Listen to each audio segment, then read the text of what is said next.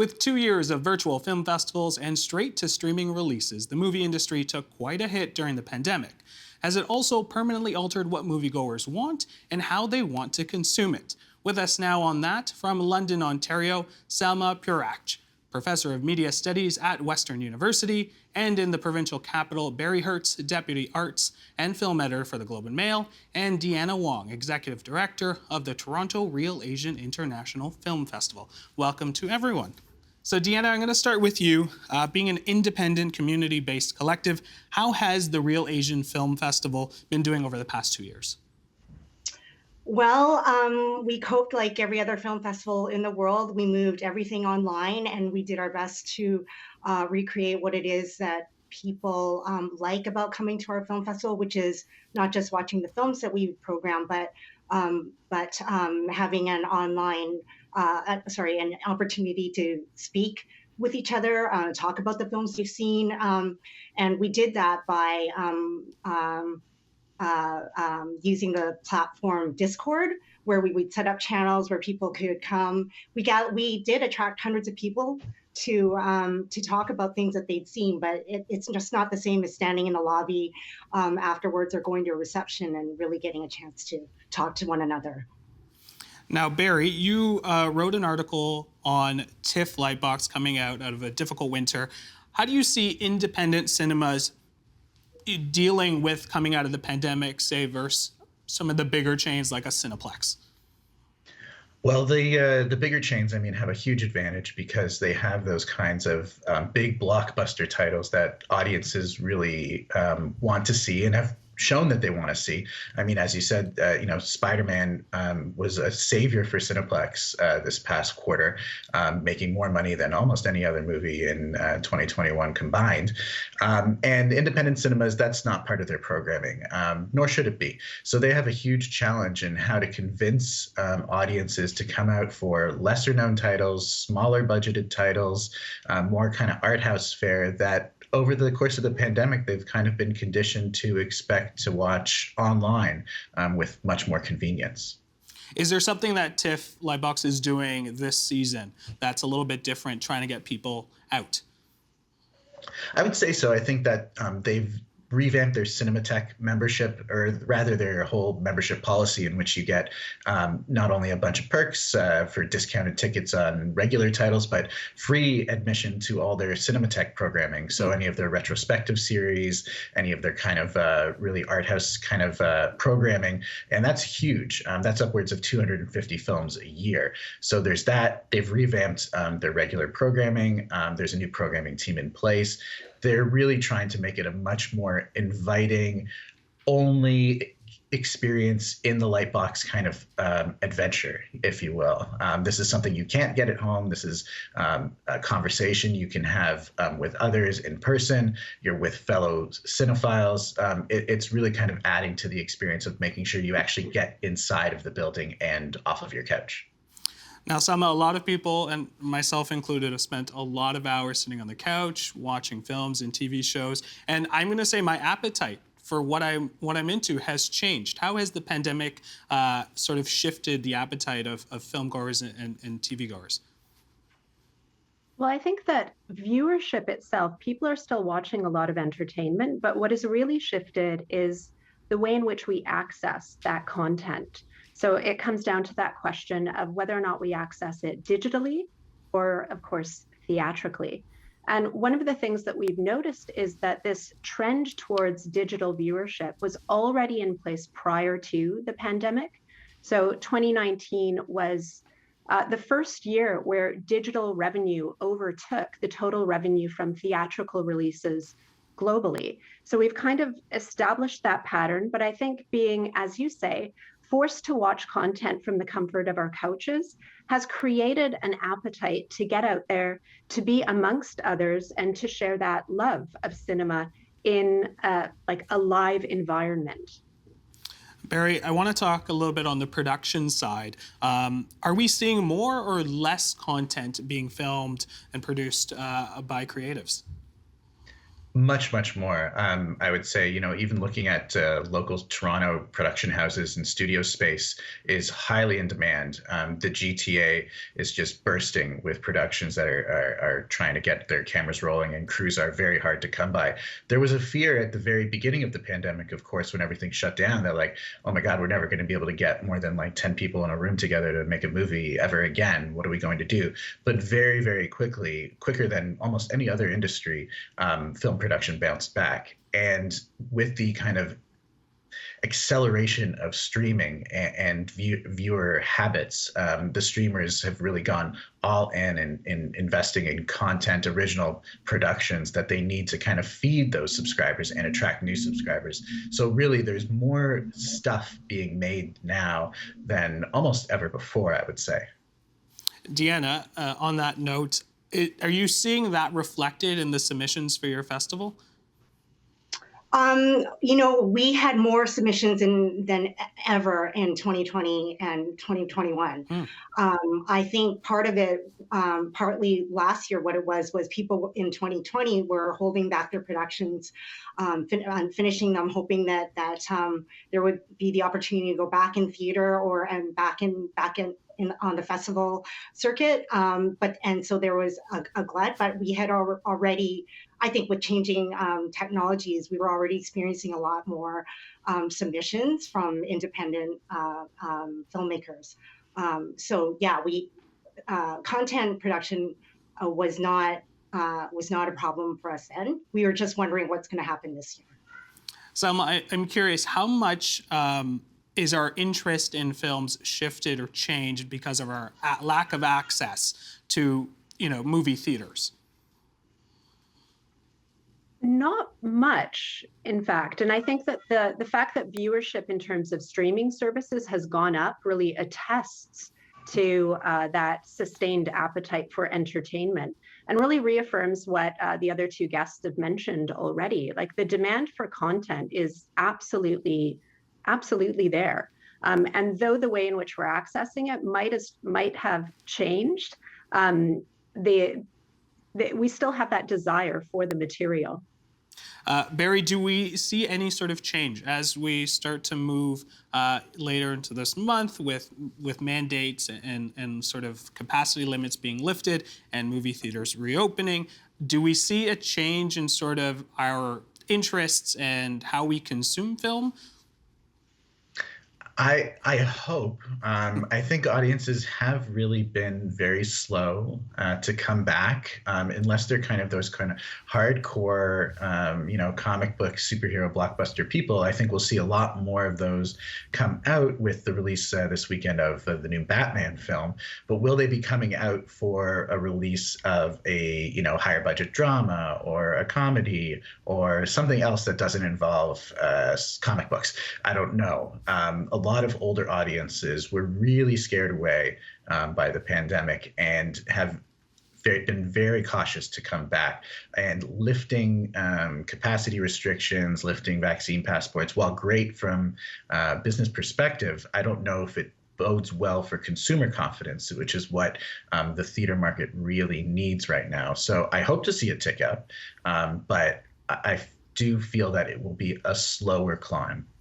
Now, we've already mentioned a few superheroes, so I think it's fair that I pull up a stat about superhero films. So in November 2021, 23% of internet users in the US said they enjoyed superhero movies, but were getting tired of the high quantity. Deanna, with superhero movies like Spider-Man and Shang-Chi and the Legend of the Ten Rings, which I feel like was the big 2021 movie for me, how do independent films offer, what do they offer that blockbusters don't?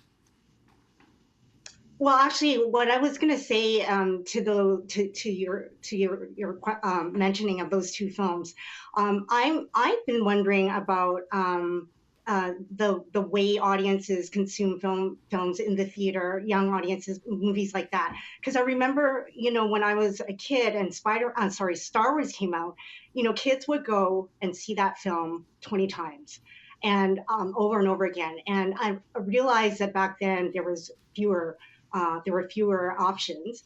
But even my own kids who love Spider-Man, when I asked them if they wanted to go see it again, they said, no, I've already seen it. And it wasn't, and to me, I thought, well, I would definitely see a movie again in the theater for that experience of watching a blockbuster film with an audience and having the opportunity to, it really does add to your experience to hear other people's reactions. And films like I'm going to talk about Turning Red because that's coming out next week. Disney's there is going to be an in-person screening, like a private screening at TIFF Lightbox, but after that, it's going straight to Disney Plus, and I'm really hugely disappointed by that decision because I feel like this is a film that would draw an audience. I mean, those, of course, who are not afraid of being back in a theater with crowds of people. I think they could have drawn a huge Asian Canadian American audience for a film that depicts, a family, a Chinese Canadian family in Toronto. There would have been a huge. I think there would have been a lot of viewership for that.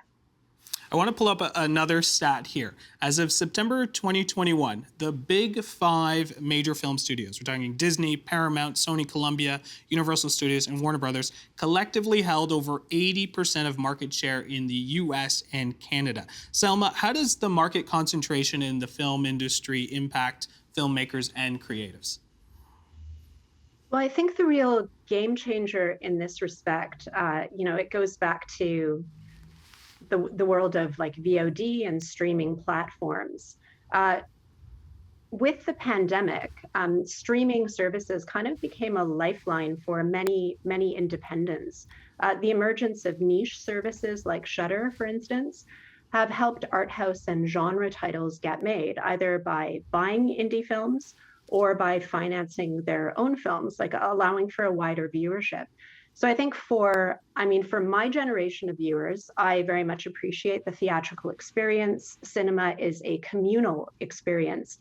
But for the younger generation, digital content, streaming entertainment, that's become completely normalized for them. And yet the access that we have to these streaming platforms has kind of shifted the game.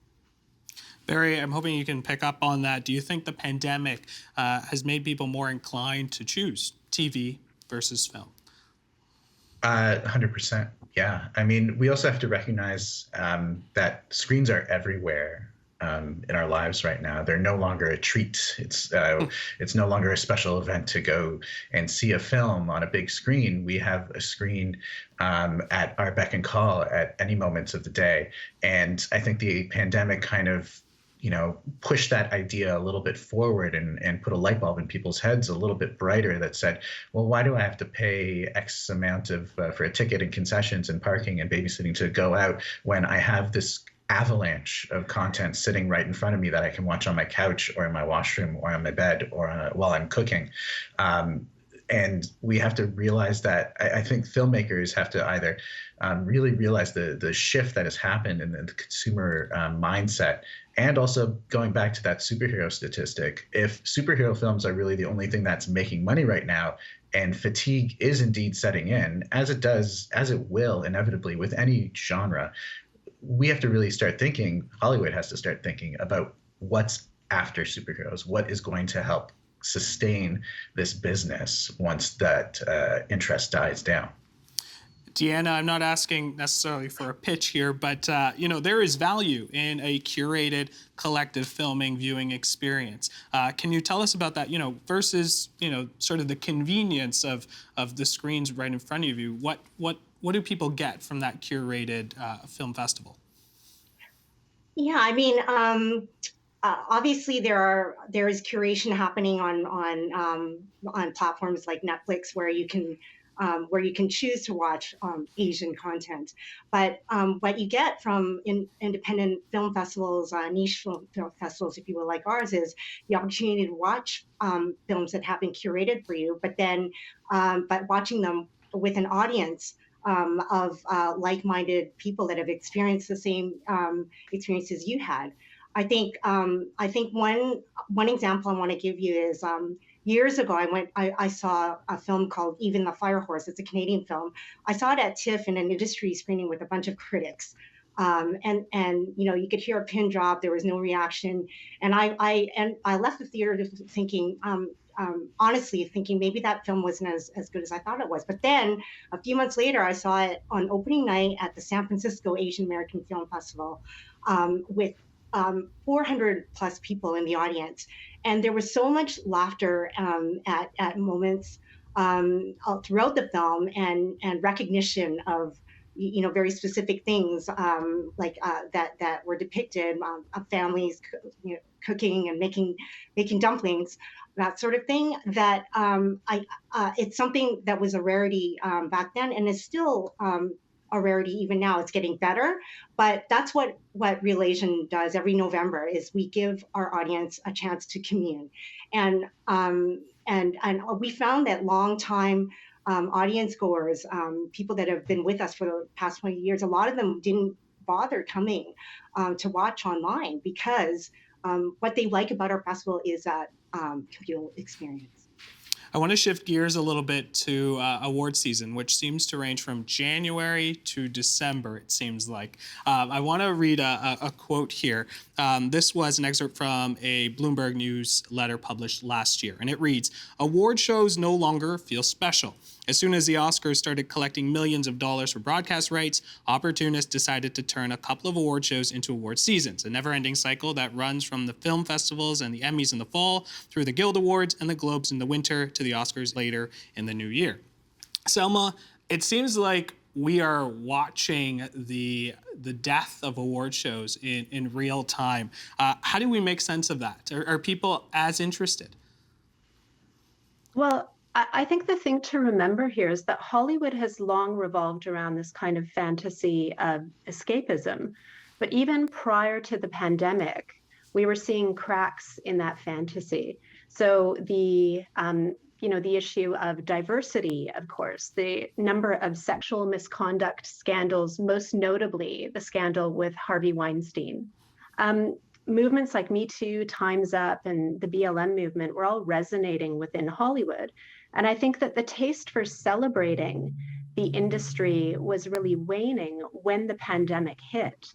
And so that waning interest was really amplified by the pandemic. Accordingly, the Oscars in 2021 were the least watched Oscars in history since we've been tracking numbers. And that trend seems to have continued into 2022, with Sundance going online, with the Golden Globes being downsized to a non-televised event, not just because of COVID, but also because of diversity boycotts. It'll be interesting to see what happens with the Oscars, which have been delayed to later this month. The theme is Movie Lovers Unite. But of course, they've shortened the ceremony by not live broadcasting about 8 categories. So things like makeup, sound, editing, animated short, which has caused some controversy. So I think we're experiencing this kind of waning interest at the moment. But as the industry begins to bounce back, I think that interest will return. Should award shows kind of return to that, the structuring themselves as a great event for audiences. At this point, our appetite for it is really not there. Barry, I'm going to give you the last word here. As audience and consumers, is the fate of film and cinema in our hands? Completely. I mean, supply meets demand. This, show what you like and show up at the box office with your hard-earned dollars, and more of that will continue to be produced. So if audiences, see quality films and show up for them, then Hollywood will respond in kind. As for the Oscars, I mean, they need to really show that this is a kind of very special event, something for movie lovers. And even though, yes, that as that letter points out, it's become a very industrialized kind of thing with broadcasting rights and all the guilds and everything like that. Well, that's kind of what it's been like for the past 2 decades at least. So we've all come to accept that, I think. The problem with last year was that very few of the films that were nominated haven't actually been seen by audiences. It's a little bit better this year, and I imagine that going forward it'll be a little bit better as well. What producers and the rest of us have to recognize is that the Oscars are not something that really needs to be trimmed back or very tailored or move fast. Movie lovers are going to watch it, and they're going to want to watch as much of it as possible. And we turn in for those very human moments where we can see triumph and celebration and the underdog and, everything that we go to the movies for. So it's all part and parcel of the same thing. And audiences ultimately are in charge of film's destiny. A lot of power there. Barry, Deanna, Selma, I want to thank you so much for joining us on the program tonight. Thank you. Thank you. The Agenda with Steve Paikin is made possible through generous philanthropic contributions from viewers like you. Thank you for supporting TVO's journalism.